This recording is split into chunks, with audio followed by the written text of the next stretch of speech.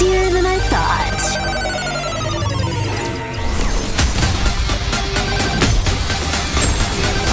Why do low levels make the most noise?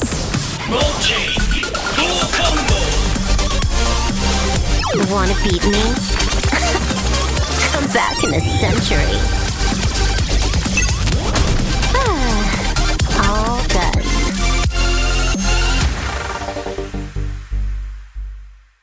Hello, everybody. I do want to talk about my work just to quickly go over the timing, how long this actually took. The AI assisted changes took around 17 hours total. There are about 2 or more hours of testing out prompts just to see something that would consistent with Silverwolf, and 10 hours of rendering, 2 additional hours of adjustment clips post-processing, and then 3 hours of rendering Hypernetwork for the Antimatter Legion. And the prompt I used the LORA for Silverwolf. And actually, initially I used a Haxer Bunny one because I didn't render it at 720p because anything higher would have taken a ridiculous amount of time. 40 seconds, equivalent to 10 hours, is crazy. This is the prompt I used. I also used another LORA at the end to add lower priority that was add detail. It's for anime models. Obviously, we removed not safe for work stuff and the negative prompt, anything ugly. This is kind of a standard negative prompt. The CFG is 11, so it's over 10, so it's a little more consistent. Anything past 13 sometimes gets too weird. The model I used was Counterfeit version. It says 30, it's version 30. I'll link it. Down here, we only use 20 sampling steps because every step added would add an additional 1,300 seconds to the rendering time. The fixed frame is 20% and the processing strength was 20%. This also helps keep it consistent. I used Euler sampling method and it's about 1 second per alliteration because I'm using a 3060 Ti. And then in extra settings, I had a set seed for step 1 and step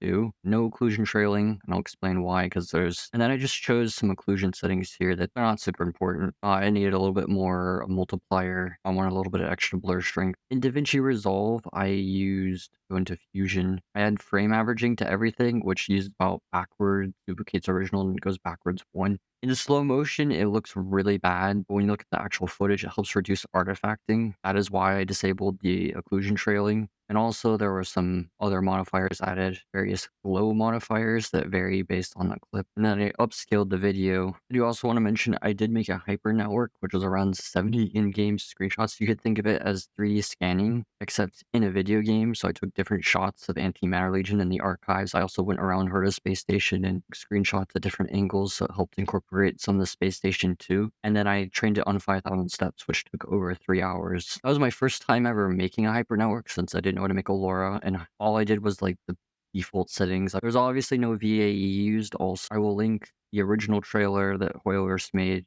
AP in English, LoRa's, and the model that I used. And I do want to, it might be more stylized, it might look more hand-drawn, but it'll look better and more consistent, and I'll have a better Hypernetwork. I also have Nahida's character trailer, maybe working on that, and Myriad Celestia. But Nahida's character trailer, I'll just show you a sampling method that worked better on a different model. It was the pastel model, I think. This is just an example. It's a little blurry. There's no audio for it.